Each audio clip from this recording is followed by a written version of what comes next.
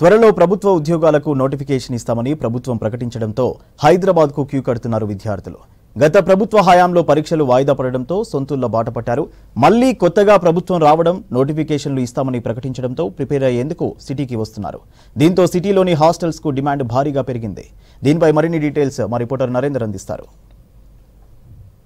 Private hostels association ప్రకారం సిటీలో దాదాపు 8 నుంచి 10,000 హాస్టల్స్ ఉన్నాయి. ఇందులో 30% ఐటీ సెక్టార్లో ఉంటే మిగతా 70% మాత్రం దిల్షుక్ నగర్, ఆర్టీసీ కాస్టోడ్ ఈ ఏరియాలో ఉన్నాయి.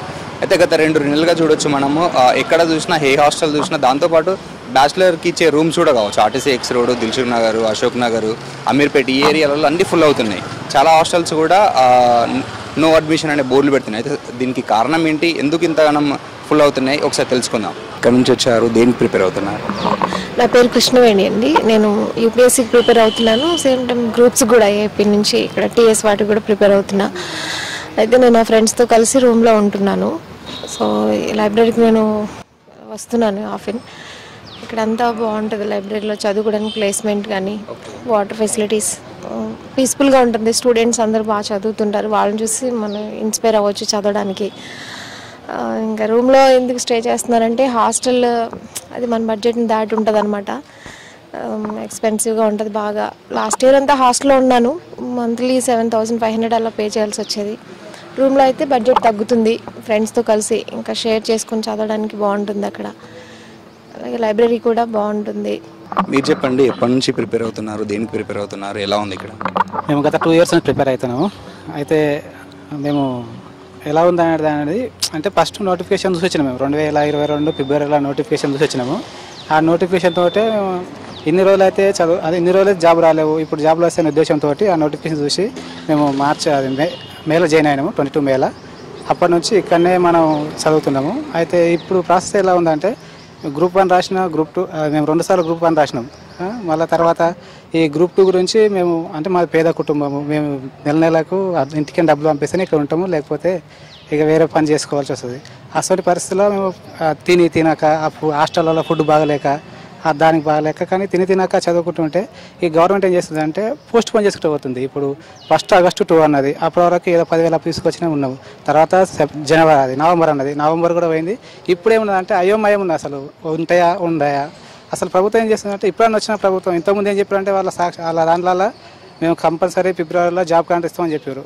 ఇప్పుడు జాబ్ క్యాలెండర్ ఇస్తే ఎప్పుడు ఇస్తారు ఏం సంగతి, ఇది ఒకటి విషయం మాకు తెలియాలి. ఎందుకంటే చదువుతున్నాము, ఇప్పుడు చదువుకుంటూ పోతే చదువుతున్నాము, డబ్బులు అయిపోతున్నాం. కానీ మేము ఎంత టైంలో ఏం చదవాలి, ఏ విధంగా చదవాలి అనే ఆ విషయం గురించి మేము క్లారిటీ మిస్ అవుతున్నాం. మాకు జాబ్ మీది ప్రాపర్ ఇక్కడ ఏ హాస్టల్లో ఉంటున్నారు, ఫీజు ఎంత ఉంది? మాది ప్రాపర్ వికారాబాద్ జిల్లా ముమ్మిడిపేట మండల్ అమరావతి కాలన్. మేము ఉండేది అభిమాన్యం హాస్టల్. షేరింగ్ని బట్టి రేట్ ఉన్నది. ఒక్కో దాంట్లో 8,000, 9,000, 10,000 ఉన్నది. మేము ఆ షేరింగ్ దాంట్లో 5,000 ఉంది. చదువుతున్నాము. కానీ ఈ మా చదువు నిర్లక్ష్యం కావడానికి ఈ నోటిఫికేషన్లో డేట్ లేక, ఎగ్జామ్ డేట్ లేక ఆ విధంగా చాలా సఫర్ అవుతున్నాం. ఇక్కడ నుంచి వచ్చారు, దేనికి ప్రిపేర్ అవుతున్నాం? నేను 2 years నుంచి ప్రిపేర్ అవుతున్నాను. లాస్ట్ రిక్రూట్మెంట్లో ఎస్ఐ రిక్రూట్మెంట్లో సరిగా రిజల్ట్స్ రాక అయోమయమై అంతా అవతోకాలు జరిగి సరిగా రిజల్ట్స్ కూడా చూసుకోలేదు. అసలు ఏమి కూడా అసలు ఇప్పుడు మళ్ళా కాంగ్రెస్ వచ్చింది, తను ఏదో క్యాలెండర్ వదిలినాడని చెప్పి మళ్ళీ వచ్చాను. నేను ఇక్కడ అశోక్ నగర్లో ఇక్కడ రూమ్లో ఉంటున్నాను, సింగిల్ రూమ్లో ఉంటున్నాను. మంత్లీ ఎంత సింగిల్ రూమ్లో ఉన్నా కానీ బుక్స్ కానీ, టెస్ట్ సిరీస్ కానీ, దీనికి కానీ ఒక 10,000 దాకా ఖర్చు అవుతుంది. ఇంట్లో పేరెంట్స్ కడగలేక చాలామంది ఇక్కడ స్టూడెంట్స్ కొంతమంది పార్ట్ టైం జాబ్ చేసుకుంటూ చదువుతూ ఉన్నారు. ఇక్కడ అర్లీ మార్నింగ్ 5 o'clock నుంచి 11 వరకు కంటిన్యూస్గా ప్రిపేర్ అవుతారు. కొంతమంది ఫైనాన్షియల్ ప్రాబ్లం ఉండడం వల్ల ఇక్కడ 5 రూపాయల క్యాంటీన్లో తింటూ ఉన్నారు. ఒక పూట తిని ఒక పూట తినక ఇట్లా రోడ్ల మీద తిరిగి కొంతమంది క్యాటరింగ్ వెళ్ళుకుంటూ ఇట్లా చదువుకుంటూ ఉన్నారు. కానీ ఈయన ఇప్పటికైనా 15,000 భర్తీ చేస్తామన్నారు. కానీ అది భర్తీ చేస్తా అన్నాడు, కానీ అది కొత్త నోటిఫికేషనా లేదా లేకుంటే పాత నోటిఫికేషన్ అనేది క్లారిటీ ఇవ్వట్లేదు. ఏ గవర్నమెంట్ అయినా కానీ మేము ఆ నోటిఫికేషన్ ఇస్తాం, ఈ నోటిఫికేషన్ ఇస్తామని నిరుద్యోగులకు చెప్తారు, కానీ గ్యారంటీ ఏమేమి ఇస్తలేరు. అంటే ఏంది నోటిఫికేషన్ అయితే ఇస్తుంది. రోజు పేపర్ చూస్తూనే ఉన్నాము. 4-5 పేపర్లు, 1 కాదు, 2 కాదు, 3 కాదు, 5 పేపర్లు చూస్తున్నాం, న్యూస్ పేపర్స్. అంటే ఏనికి పేపర్స్ చూస్తున్నాం, అన్నీ చూస్తున్నాం. అంటే నోటిఫికేషన్ ఎప్పుడు వస్తుంది ఏంది అనేది. నోటిఫికేషన్ వచ్చేసి ఫైనల్గా డిసెంబర్ కల్లా ప్రకటించారు. మెగా జాబ్ మేళా అని మొత్తం మీద గిన్నీస్ బుక్ రికార్డు కూడా ఎక్కించారు. కానీ మా జీవితాలు మాత్రం ఇంకా ఒక మెట్టు కూడా ఎక్కలేదు.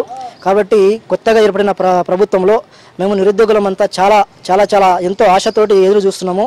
కనీసం మాకు ఈ చరిత్రలో నిలిచిపోయే తెలంగాణ వచ్చినప్పటి నుంచి ఇంతవరకు ఒక్కసారి కూడా గ్రూప్ 1 జరగలేని చరిత్రలో ఈసారి కాంగ్రెస్ ప్రభుత్వం నిర్వహిస్తుందని ఎంతో ఆశాభావంతో ఉన్నాము.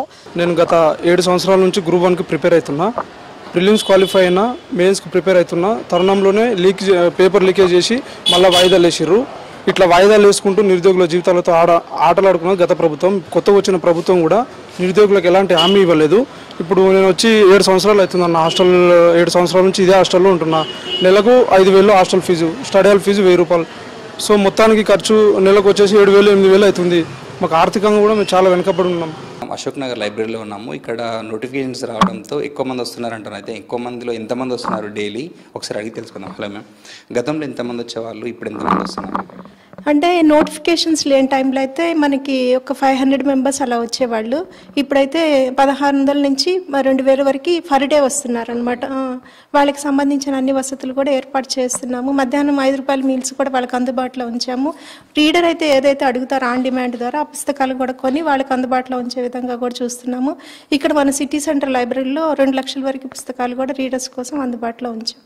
హైదరాబాద్లో దాదాపు 10,000 వరకు హాస్టల్స్ ఉంటాయి. ఇందులో RTC cross road, Dilsukh Nagar, Ameerpet ఈ ఏరియాలలో మాత్రం 7,000 పైన హాస్టల్స్ ఉన్నాయి. ఈ హాస్టల్స్లలో ఈ మధ్యలో నోటిఫికేషన్స్ గవర్నమెంట్ ఇస్తుంది కాబట్టి ఆల్మోస్ట్ అన్ని హాస్టల్స్ 90% హాస్టల్స్ నో అడ్మిషన్ కావచ్చు, లేకపోతే ఆల్రెడీ మా హాస్టల్లో ఫుల్ ఉందనే బోర్డ్స్ పెడుతున్నారు. ఎక్కువ మంది మాత్రం ఇప్పుడు గవర్నమెంట్ అనౌన్స్ చేయబోయే నోటిఫికేషన్స్, జాబ్స్ దానికి ప్రిపేర్ అవుతున్నారు. కెమెరామెన్ వినోద్తో నరేందర్, V6 న్యూస్, హైదరాబాద్.